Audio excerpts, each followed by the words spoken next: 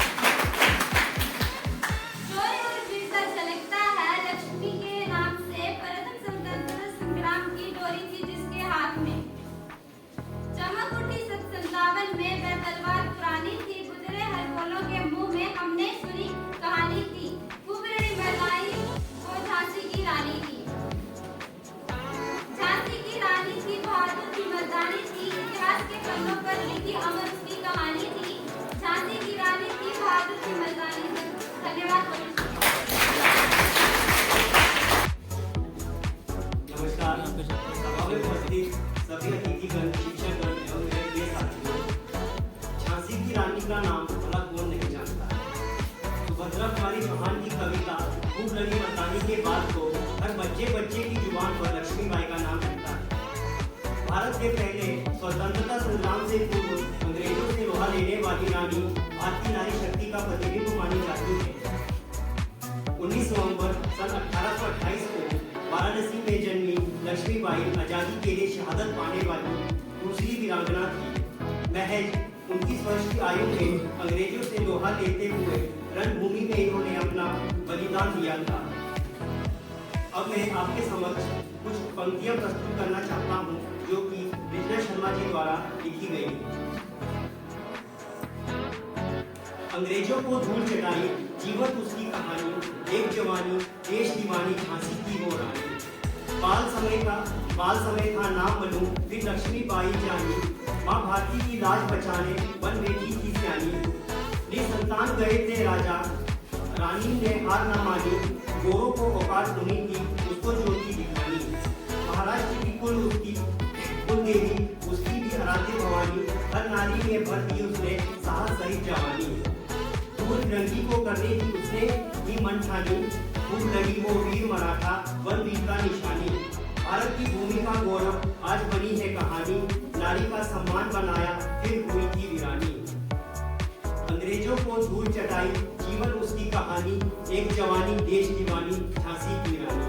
धन्यवाद। ये तारीफ और मुझे उसकी जिंदगी देखकर एक शेर याद आता है कि मंजिल से आगे बढ़कर मंजिल तलाश कर, मिल जाए तुझको दरिया तो समुद्र तलाश कर, मिल जाए तुझको दरिया तो समुद्र तलाश कर। हर शीशा टूट जाता है पत्थर की चोट से, पत्थर ही टूट जाए वो शीशा तलाश कर। और मैं बात कह देना चाहता हूँ कि बेटियां सबके मुकद्दर में कहाँ होती हैं, घर जो खुदा को पसंद आ जाए बेटियां वहाँ होती हैं, घर जो खुदा को पसंद आ जाए बेटियां वहाँ होती हैं। आपकी इस बातों का बेहद शुक्रिया। धन्यवाद नजीर जी। और अब मैं मंच पर बुलाना चाहूंगी बेबी वर्मा जी। नमस्कार प्रधानाचार्य जी, मुख्य अध्यापकगण व मेरे प्यारे भाइयों और बहनों, मैं बीए फर्स्ट सेम की छात्रा। मैं आज आपके समक्ष रानी लक्ष्मीबाई के जीवन की कहानी प्रस्तुत करना चाहती हूँ। खूब लड़ी मस्तानी थी वह तो झांसी वाली रानी थी। रानी लक्ष्मीबाई का जन्म 19 नवंबर 1828 को वाराणसी में हुआ था, जिन्हें रानी लक्ष्मीबाई के नाम से भी जाना जाता है। ये मराठा झांसी की रानी थी। रानी लक्ष्मीबाई उन महिलाओं में से एक थी जिन्होंने ब्रिटिश सरकार को धूल चटाने में महत्वपूर्ण भूमिका निभाई थी। उन्होंने महज 29 वर्ष की उम्र में ही अंग्रेजों के खिलाफ युद्ध और रणभूमि में ब्रिटिश सरकार को वीरता का परिचय देते हुए अपने शौर्य को दर्शाया था। उनका शुरुआती बचपन का नाम मणिकर्णिका था, जिसे लोग उन्हें मन्नू के नाम से भी पुकारते थे। उनके पिता का नाम मोरोपंत तावते था तथा मां का नाम भागीरथी बाई था। लक्ष्मीबाई बचपन से ही विलक्षण। आज वोट ऑफ थैंक्स के लिए मेरे को यहाँ पे बुलाया गया, उसके लिए मैं सबकी बहुत आभारी हूँ। और इस कार्यक्रम की समाप्ति के ऊपर अगर हम देखें तो आज हम सभी के चेहरे ना, क्योंकि कोई भी जब स्टेज पे कोई भी कार्यक्रम होता है किसी भी तरीके का, तो वो हमें शिक्षा देता है, लेकिन शिक्षा किस तरीके से देता है ये महत्वपूर्ण रखता है। वो शिक्षा देता है हमें हमारे इमोशंस को, हमारे जो इस समय भाव चल रहे हैं, क्योंकि हर एक इंसान के अंदर भाव है, हर एक इंसान भावों से बना है। और ऐसा हमारे जो एंशिएंट स्कॉलर्स हैं वो कहते हैं कि आर्ट मेन भाव है, हर एक इंसान के अंदर है वो। और आज इस मंच पे, आज इस स्टेज पे हमें जो सबसे बड़ा भाव, सबसे प्रिडोमिनेंट इमोशन जो आज के इस फंक्शन में निकल के आया, वो था emotion of bravery. Emotion of bravery with happiness, emotion of bravery with sacrifice. Because जो लक्ष्मीबाई ने सैक्रिफाइस किया वो उन्होंने अपनी खुशी से, अपने त्याग जो था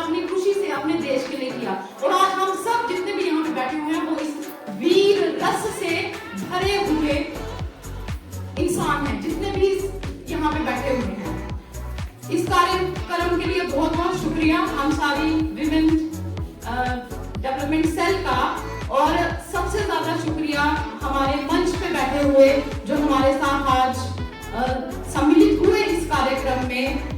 इस कार्यक्रम के मुख्य अतिथि प्रोफेसर पुरुषोत्तम सर, उसके बाद professor Shamim Ahmed Wande department of zoology, doctor Kulbir Singh department of mathematics, doctor Pinki ma'am, professor Anil sir, doctor Naresh sir, हमारी दिव्या मैम और Babita ma'am department of geography से, Kiran ma'am department of environment science से, Rajni ma'am department of Hindi से, Sunita ma'am department of English से। आप सबका बहुत बहुत बहुत बहुत शुक्रिया। और जो अभी यहाँ से इस मंच पे नहीं है परंतु वो इस कार्यक्रम में पूरे हमारे साथ बने रहे हैं, डिपार्टमेंट ऑफ उर्दू से मुकीम सर, अरुण सर और सारी फैकल्टीज कॉलेज की जो, और सबसे ज्यादा शुक्रिया हमारे बच्चों का जो हर इस कार्यक्रम को बहुत ही खूबसूरत बना देते हैं अपने खूबसूरत भाषणों से। सनत का, हमारे और भी बच्चे जिन्होंने बड़ा अच्छे से बोला उनकी लाइफ के बारे में भी, और उनकी और लाइफ से जो हम सीखते हैं उसके बारे में जो बोला कि क्या सीखना है और सदियों सदियों तक क्या सीखते रहेंगे हम, ऐसी शख्सियतों के बारे में। ये सबका शुक्रिया। उन महानुभावों का भी शुक्रिया जो इस दुनिया से चले गए हैं, रानी लक्ष्मीबाई जैसे, लेकिन हम जैसे लोगों के लिए वो प्रेरणा बन चुके हैं। और अंत में सबसे बड़ी खुशी की बात ये कि मुझे भी ये नाम उन्हीं के नाम से मेरी दादी जी ने दिया हुआ है। और यहाँ पे इस कार्यक्रम के शुरू से ही यहाँ पे एक तस्वीर बड़ी सुंदर सी लगाई गई थी कि रानी लक्ष्मीबाई ने रणभूमि में, कर्म भूमि में अपने बच्चे को पीछे बांध के वो उस कर्म भूमि में अपना हर एक जो योगदान था वो दे रही थी। और इसलिए सबका बहुत बहुत शुक्रिया, इस मंच का